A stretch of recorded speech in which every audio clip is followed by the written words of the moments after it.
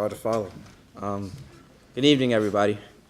First, I would like to thank Mr. Casatano, Mr. Smith, and all the teachers that voted me to be this past year's Founders Prize recipient. Without them, this trip with Outward Bound would not have been possible. I had no idea what to expect for these 2 weeks in Maine. I had never backpacked, canoed, or went camping before in my life. People always ask how I got to Outward Bound. I would say I just won a prize where the faculty liked me a lot. I had no clue or understanding what camping had to do with leading. It's not working already. As soon as the trip started, I realized that I was with 9 random people in the forest trying to get from one spot in Maine back to home base. This is kind of crazy, but I thought of it like the movie Saw. You're in a room with random people trying not to get slaughtered and all make it out alive. It's the same thing in Outward Bound, except there's no room, only the forest. First, my group decided to go canoeing for the first week. Canoeing surpassed my expectations. I thought canoeing would be easy, dry, and maybe only physically tiring for my arms. Well, boy, was I wrong. In fact, on day 4, I realized that one of my struggles as a person is my feelings and emotions. It rained most of the canoeing week, which made me very wet and cold. Outward Bound, on only the 4th day, put me in tough situations, like my clothes getting drenched in the rain, like my feet getting soaking wet while canoeing, like the dirt accumulating underneath my feet, like the freezing cold air, in addition to me being fully wet already. It's only the 4th day. To me, there was nothing I could do about it in the moment. I can't take a shower. I can't change my shoes during canoeing. I can't add more clothes. Our clothes bag could only take but so much. Emotionally, I had no idea how I was going to make it to day 15. Somehow, the rain didn't stop my instructors, and everything stayed the same. We slept in the rain, ate in the rain, and canoed in the rain. However, what kept me through the hard times was the people I was surrounded with.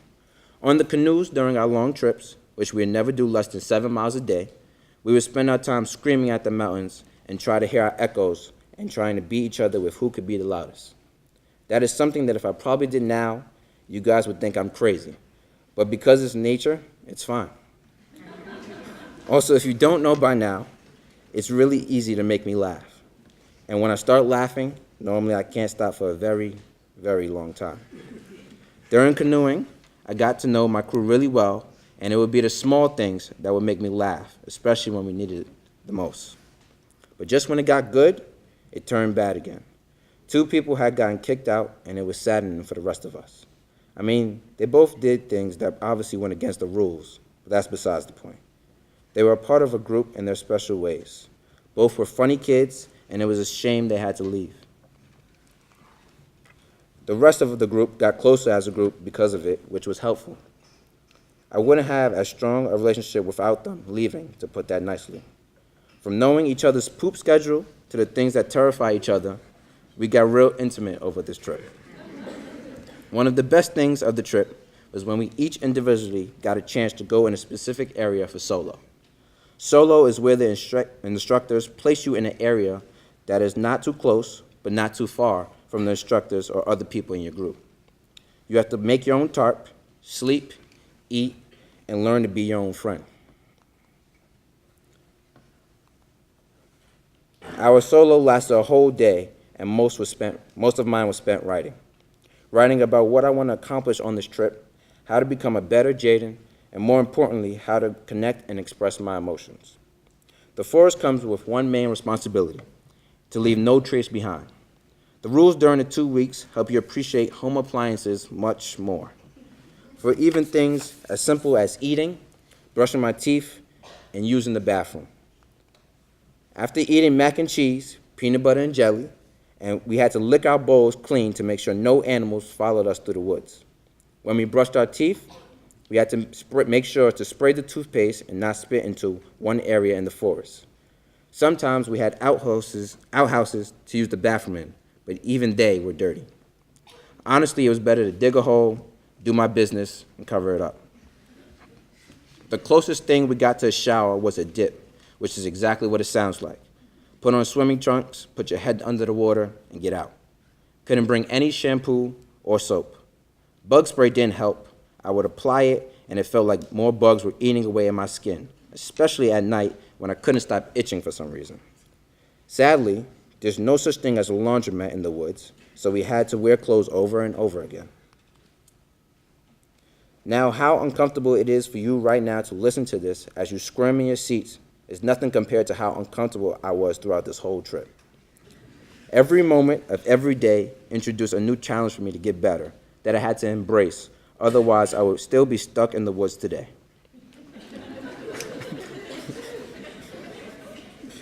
The second part of the trip was backpacking for the second week.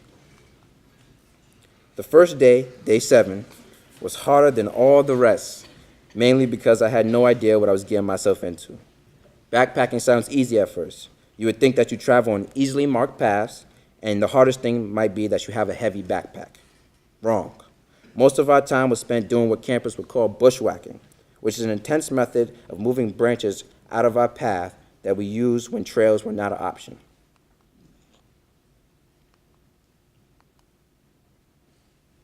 Now imagine you were driving on a major highway and you look outside the window to see all those trees. You would not be able to see inside the forest past a couple feet. Those are the kinds of forests I spent most of my time walking through. I couldn't see anyone, and we would have to rely on each other's voice to know the way we were headed. We often ended the day with getting scratches, depending on the types of trees around us. On the same first day, we also had to walk through mud that was chest level deep.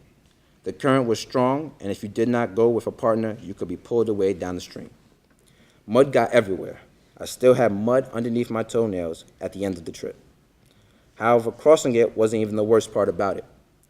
We still had to walk 5 miles that day, so we were nowhere close to being done. On day 10 alone, we hiked 10 miles and passed 7 peaks, which means a lot of steep inclines and a lot of tired bodies, each carrying a 40-pound bag on their backs at the same time. But at least we got to walk on the Appalachian Trail. We saw a variation of climbers who just wanted to climb the Maine section or was trying to climb the entire thing from Georgia to Maine. They had been out for longer than us, some looking at 4 months and still had one month longer. I immediately had so much respect for them. They made us look like chumps. I was only out for 10 days and I thought that was hard. Just the thought of being on a wilderness trip for over 120 days just gives me the chills. The last day before we made it back to base challenged me again. The previous night, we had slept in our sleeping bags in the yucky, cold, wet sand. Then we had to get up at 4 a.m., which is not the first time we had to do this, by the way, hike another 10 miles until we reached base. The whole time, walking feels so uncomfortable because these are the last days and you've worn everything, so it's all dirty. At first, when Mr. Casatano told me about the trip, I thought it would have been just about leadership or trying to make me love the outdoors more. Well, if those were his goals, I know for sure that I don't love the outdoors any more than I did previously. As for Mr. Smith, I think he got exactly what he wanted. He wanted this to be my punishment for trying to be a good student. After the trip, I realized the more important reason that they chose the trip, and it was to learn to deal with being uncomfortable. All those struggles that I faced on this trip were to help me become a better person to those around me and to myself. As for you, my fellow classmates, I encourage you all to do the same. Not by any means am I saying you have to go on a wilderness trip, especially if you're like me and the outdoors just don't get along with you. But challenge yourselves to do things that are just outside your comfort zone, whether it's starting a conversation with someone you don't know all that well, going against your friends when you don't agree with something they said, or giving a chopper talk in front of close to 400 people. Either way, just do it, fail, take a deep breath, and do it again. Failure can be the stepping stones or the burden that keeps you from achieving success. Let's make sure to keep trying to be the person who we all want to become. Thank you.